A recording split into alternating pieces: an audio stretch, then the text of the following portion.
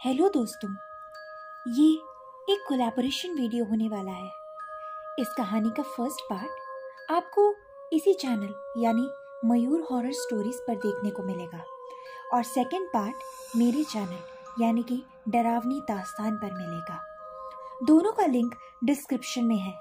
आप and screen पर click करके भी देख सकते हैं और चाहें तो डिस्क्रिप्शन में लिंक है, आप वहां जाके चैनल पर पहुंच सकते हैं।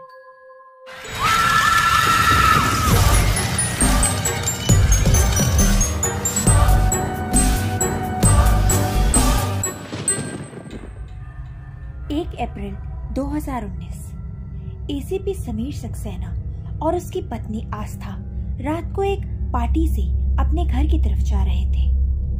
उस वक्त आस्था ने बहुत ही ज्यादा शराब पी रखी थी और समीर ने लिमिटेड शराब पी रखी थी, लेकिन फिर आस्था कार ड्राइव कर रही थी। उसे इस हालत में देखकर समीर ने कहा, देखो आस्था, तुम्हें बहुत ज्यादा चढ़ चुकी है, इसीलिए प्लीज मुझे गाड़ी चलाने दो। लेकिन आस्था ने कहा, नहीं, अभी तक हमारा घर नहीं आया, जब तक घर नहीं आता गाड़ी मैं ही चलाऊंगी। समीर को पता था कि आस्था बहुत जिद्दी थी, इसीलिए उसने चुप रहना ही बेहतर समझा। अभी थोड़ी देर हो चुकी थी, लेकिन तभी अचानक आस्था से वो गाड़ी का कंट्रोल छूट गया और उसने एक औरत को उड़ा दिया। वो औरत जोर से चीखने चिल्लाने लगी और वहीं पर बेहोश हो गई। ये देखकर समीर ने कहा, आस्था गाड़ी रोको, तुमने एक औरत को उड़ा दिया है। आस्था ने कहा, नहीं।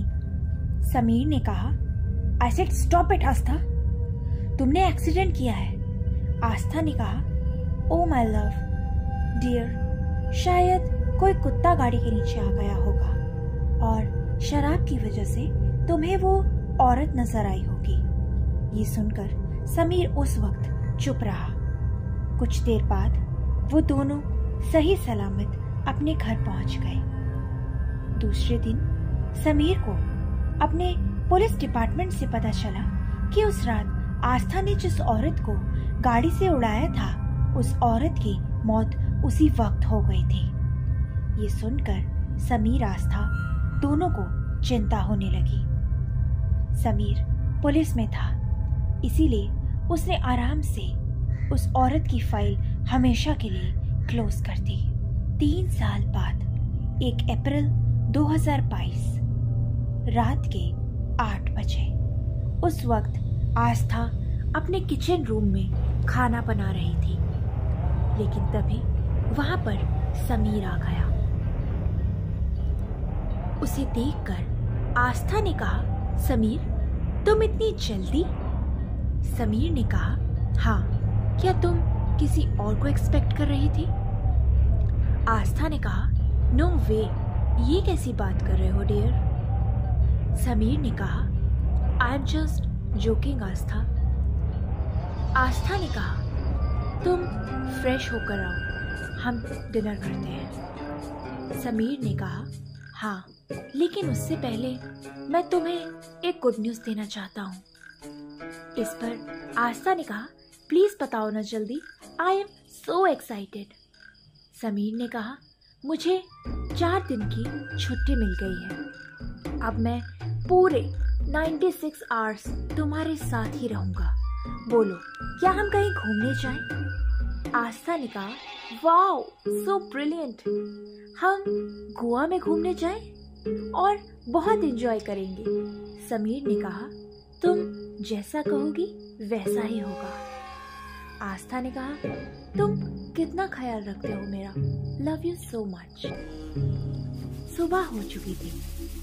उस दिन आस्था बहुत अपसेट थी क्योंकि समीर को किसी जरूरी काम के लिए पुलिस स्टेशन जाना पड़ा था, लेकिन शाम को 7 बजे वो वापस आ गया। उसे देखकर आस्था को गुस्सा आ गया। आस्था कुछ बोलने ही वाली थी, तभी समीर ने कहा, ये क्या तुम अभी गुस्से में हो? सामान ले लो, हमें बाहर जाना है।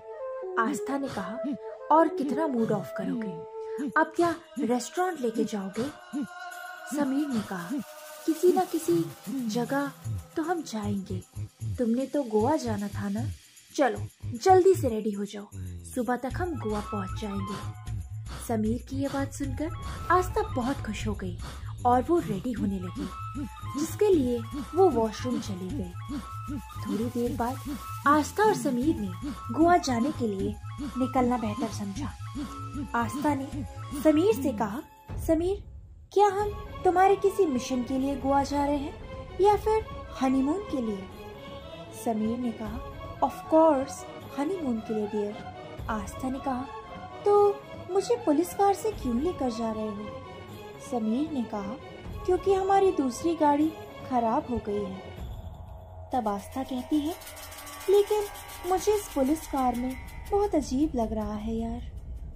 समीर ने कहा, क्या फर्क पड़ता है, हम गोवा तो जा ही रहे हैं ना। अभी वो दोनों बात करते करते आगे बढ़ ही रहे थे, लेकिन तभी अचानक से सुनसान रास्ते पर गाड़ी बंद हो गई। उसके बाद समीर ने गाड़ी स्टार्ट करने की कोशिश की, लेकिन कार स्टार्ट ही नहीं हो रही थी। वो ये देखकर आस्था ने कहा, रहने दो समीर, वो एक्चुअली गाड़ी खराब हो चुकी है। पता है तुम ये कैसी गाड़ी लेकर आए हो, एक काम भी तुम ठीक से नहीं कर सकते। आई थिंक मुझे तुम्हारे साथ आना ही नहीं चाहिए था। इतनी खुश थी मैं और तुमने पूरे मूड का सत्यानाश कर दिया। आस्था की ये बात सुनकर समीर ने कहा, गाड़ी खराब हो गई, उसमें मेरी क्या गलती? तुम बार बार मुझे ब्लेम नहीं कर सकती, बस बहुत हुआ। अभी वो दोनों बहस कर ही रहे थे, लेकिन उनके सामने से एक लड़का उनकी तरफ आता हुआ दिखा।